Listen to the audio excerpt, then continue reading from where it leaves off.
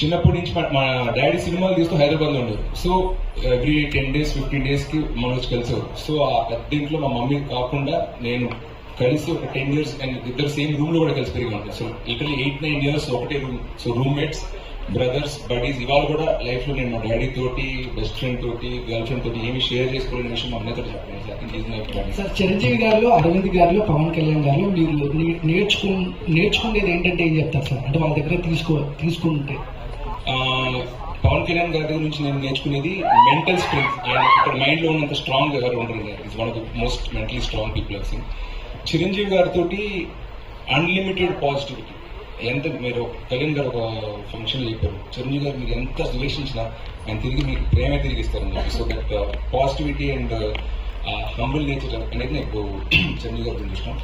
మా డాడీ అంటే is like a robot. మీరు అన్నట్టు 100 seashells won't match అరవింద్ గారు అంటున్నాం.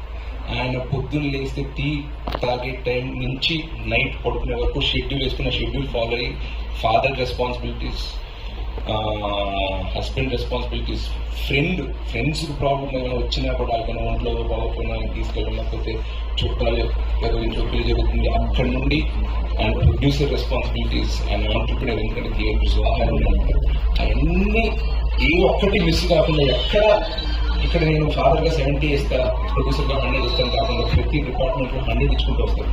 సో అంటే work life balance, work 50, life personal life 50, work 50 అని.